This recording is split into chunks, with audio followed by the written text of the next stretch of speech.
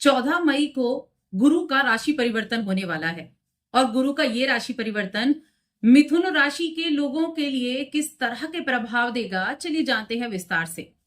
जय माता दी दोस्तों, आप सभी का स्वागत है हमारे YouTube चैनल अमृता एस्ट्रो में। और आज की इस वीडियो में मैं बात करूंगी गुरु के होने वाले राशि परिवर्तन के प्रभाव के बारे में।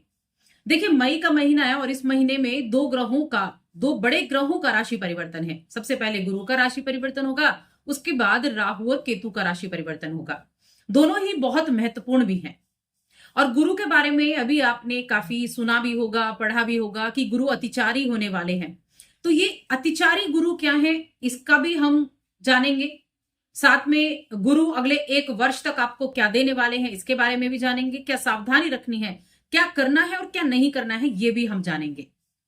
तो सबसे पहली चीज है कि गुरु जो है वो एक राशि में 1 वर्ष रहते हैं, उसके बाद राशि बदलते हैं। तो 12 वर्ष में पूरी 12 राशियों में ये एक चक्कर लगा लेते हैं। अभी मिथुन राशि के लग्न में, या मैं कहूं तो मिथुन राशि में ही गुरु का गोचर होने वाला है, जो कि बुध की राशि है, 14 मई को। अब यहां 14 मई से अगले 1 वर्ष तक ही यहां रहेंगे, लेकिन यहां बीच में कुछ बदलाव भी होने वाले हैं। ये जो अतिचारी शब्द निकल कर आया ना, जिस दूरी को गुरु बृहस्पति 1 वर्ष में पूरा करते हैं, इस वर्ष ऐसा होगा कि 18 अक्टूबर को लगभग 5 महीने बाद ही गुरु का राशि परिवर्तन कर्क राशि में हो जाएगा। यानी कि 12 महीने में जो गुरु एक राशि से दूसरी राशि में जाते थे, वो 5 महीने में ही अपनी राशि बदलेंगे। तो ये भी कह सकते हैं, ऐसी क्या जल्दी है गुरु को चलने की। तो उनकी गति जो है ना, वो तीव्र हो जाएगी। मंद गति से चलने वाला ग्रह तीव्र गति से चलेगा, 12 महीने के सफर को 5 महीने में पूरा करेगा। इसको बोलते हैं अतिचारी, तीव्र गति से चलना। और ये अगले कुछ वर्षों तक, लगभग 8 वर्षों तक ये गुरु ऐसे ही रहने वाले हैं। लेकिन ये यहां पर कुछ टाइम तक रहेंगे। 18 अक्टूबर से 5 दिसंबर तक गुरु रहेंगे कर्क राशि में, फिर वापस से 5 दिसंबर को मिथुन राशि यानी आपकी राशि में प्रवेश कर जाएंगे। तो ये जो समय रहेगा इन गुरु के गोचर का, ये क्या रिजल्ट देगा, चलिए विस्तार से जानते हैं। तो आगे बढ़ने से पहले छोटा सा निवेदन है, चैनल पर पहली बार आए हैं, अभी तक चैनल को सब्सक्राइब नहीं किया है, तो नीचे लाल बटन है, उसको दबाकर सब्सक्राइब कर लीजिए। कुंडली दिखाना चाहते हैं तो स्क्रीन पर नंबर मिल जाएगा, वहां पर हमसे कांटेक्ट कर सकते हैं। तो आपकी राशि में गुरु का बैठना, ये बुध की राशि है जो कम्युनिकेशन को दिखाता है, संवाद के कारक हैं गुरु बृहस्पति, इंटेलिजेंसी के कारक हैं, और जो बुध देव हैं वो इंटेलिजेंसी के कारक हैं। गुरु बृहस्पति बहुत हैवी प्लैनेट हैं, ज्ञान के देवता हैं, विजडम देने वाले हैं, और हमारे जीवन में गुरु का आशीर्वाद होना बहुत जरूरी भी है। इसीलिए कहते हैं कि गुरु जहां दृष्टि डालता है वो अमृत के समान होती है। और जब राशि में बैठे हैं गुरु, तो उनकी 3 दृष्टियां कहां होंगी, पंचम भाव पर, सप्तम भाव पर और नवम भाव पर। ये दृष्टियां बड़ी कमाल की दृष्टि होती है, और मिथुन राशि के जातकों के लिए इन्हीं दृष्टियों से लाभ भी मिलने वाला है। क्योंकि जो बुध की राशि है मिथुन राशि, वो गुरु के लिए शत्रु राशि भी होती है, लेकिन साथ में क्योंकि इन दोनों के जो स्वभाव है उनके कारण यहां योग भी बनता है। अब रिजल्ट की बात कर लेते हैं, क्या रिजल्ट मिलेगा।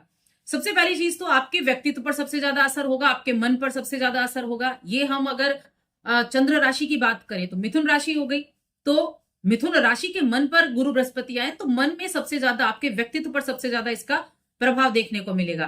तो देखिए, मिथुन राशि की अगर यहां पर आप कुंडली देखें तो ये समय क्या होगा, इस समय अवधि में आप जिस भी चीज को लेकर कमिटेड रहेंगे, जॉब को लेकर हो, अपनी पर्सनैलिटी को लेकर हो, अपनी प्रमोशन को लेकर हो, किसी एडमिशन को लेकर हो, यानी जिस चीज के लिए भी प्रिपरेशन कर रहे होंगे, जिस चीज के लिए भी तैयारी कर रहे होंगे, यकीन मानिए वो चीजें आपको इस गुरु के गोचर से प्राप्त होने वाली हैं। विदेश जाने की यात्रा आप करने वाले हैं, विदेश जाने की तैयारी आप कर रहे हैं, तो वहां उससे भी वहां जाने का मौका भी आपको मिलने वाला है। व्यापार को बढ़ाने की कोशिश कर रहे हैं, व्यापार में विस्तार करने की कोशिश कर रहे हैं, तैयारी कर रहे हैं, उस तैयारी में आपको बेनिफिट मिलेगा, वहां बढ़ पाएगा। ये सब होने का अवसर गुरु बृहस्पति आपको देंगे।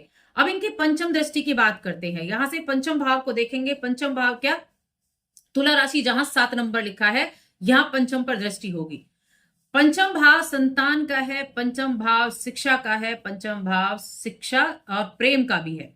अब क्या होगा, संतान प्राप्ति के योग बनेंगे। अगर दशा भी अच्छी चल रही हो मिथुन राशि के जातकों की और जो निसंतान है उनके लिए संतान प्राप्ति का बड़ा अच्छा योग बनेगा। दशा अनुकूल हो और गुरु की दृष्टि पंचम पर पड़ जाए तो संतान के योग बन जाते हैं। तो संतान के योग बने। शिक्षा के मामले में क्या होगा कि आपको उच्च शिक्षा के लिए कहीं एडमिशन आपको लेना था तो वो इच्छा आपकी पूरी हो सकती है, क्योंकि नवम पर भी दृष्टि है जो उच्च शिक्षा का भाव होता है। तो शिक्षा के मामले में अच्छा रहेगा। शेयर मार्केट के लिए गुरु का आशीर्वाद आपके लिए अच्छा रहेगा।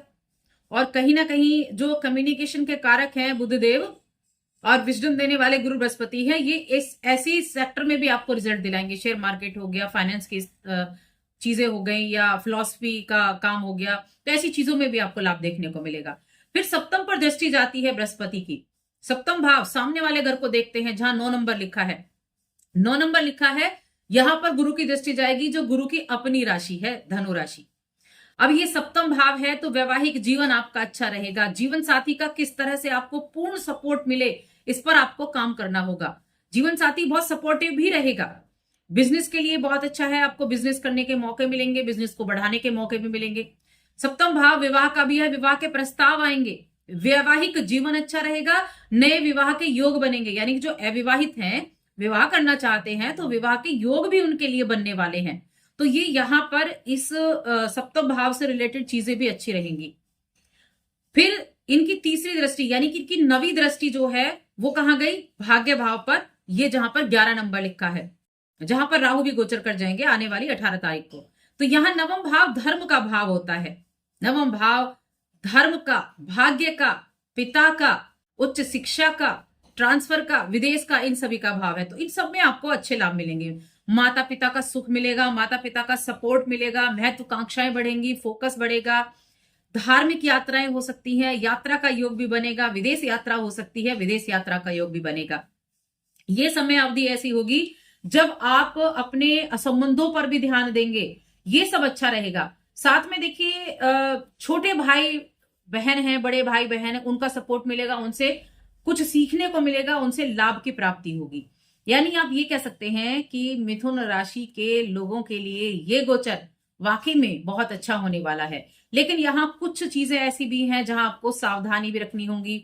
यहां हम ये कह सकते हैं क्या नहीं करना है या क्या करना है, इस पर भी ध्यान देना होगा। क्या चीजें हैं, करना क्या है, डेली मंदिर जाना शुरू कीजिए। आपके नजदीक में जो भी मंदिर पड़ता हो, शिव जी का मंदिर हो, हनुमान जी का हो, देवी का हो, किसी भी भगवान का हो, गणेश का हो, उस मंदिर में रेगुलर बेसिस पे जाना शुरू कीजिए, बहुत अच्छा मिलेगा। क्योंकि त्रिकोण भाव जुड़ा, 9th भाव पर गुरु की दृष्टि गई। गुरु खुद अध्यात्म के कारक है, नवम पर दृष्टि डाल रहे हैं। नवम भाव भाग्य को मजबूत करना है, नवम भाव से जुड़े रिजल्ट पाने हैं। क्योंकि त्रिकोण चुना ना, पंचम और नवम त्रिकोण भाव होता है और राशि में बैठे हैं, तो ये एक त्रिकोण भाव बहुत मजबूत बन गया। मंदिर जाना शुरू करेंगे तो ये एक्टिव रहेगा और अच्छे रिजल्ट देगा। किसी भी मंदिर में जा सकते हैं जो आपके सबसे नजदीक पड़ता हो, वहां डेली दर्शन कीजिए। और साथ में अपने घर में एक कार्य कर सकते हैं, या तो आप नीले कमल का पुष्प अपने मंदिर में लाकर रखिए, भगवान विष्णु को चढ़ाइए, जो भी आपकी इष्ट देव है, माता को चढ़ाइए। गुलाब के फूलों की माला प्रतिदिन चढ़ाइए। प्रतिदिन नहीं चढ़ा सकते हैं तो एक दिन छोड़कर चढ़ा सकते हैं, लेकिन कोशिश कीजिए कि ज्यादा से ज्यादा आप इस कार्य को कर सकें। ये यकीन मानिए आपके संतान की प्राप्ति, आपके वैवाहिक जीवन को अच्छा, वैवाहिक सुख की प्राप्ति, बिजनेस को बढ़ाना, व्यापार में विस्तार करना, इन सभी चीजों में इसका बेनिफिट आपको देखने को मिलने वाला है। साथ में एक चीज और ध्यान रखनी है, देखिए जब व्यक्ति के पास अच्छा पद होता है, अच्छा कद होता है, पद प्रतिष्ठा होती है, यानी कि अच्छे पद पर बैठा हुआ हो, तो वो क्या करता है, दूसरे लोगों पर प्रेशर बनाना शुरू कर देता है, सबसे ज्यादा अपने रिलेटिव्स के ऊपर। इस चीज को अवॉइड करना है। पद का गलत इस्तेमाल भी नहीं करना है, साथ में किसी के ऊपर प्रेशर भी नहीं बनाना है। ये आप अपने जो आपका ये एक धर्म त्रिकोण एक्टिव होगा ना, उसको आप बिगाड़ देंगे। तो इस चीज का खास तौर से ध्यान रखना है, क्योंकि जब आप किसी भी भाव से जब आप रिजल्ट लेते हैं तो उस भाव को पॉजिटिव रखना आपकी जिम्मेदारी होती है। तो बस आज की इस वीडियो में इतना ही। वीडियो कैसी लगी हमें कमेंट करके जरूर बताएं। जय माता दी।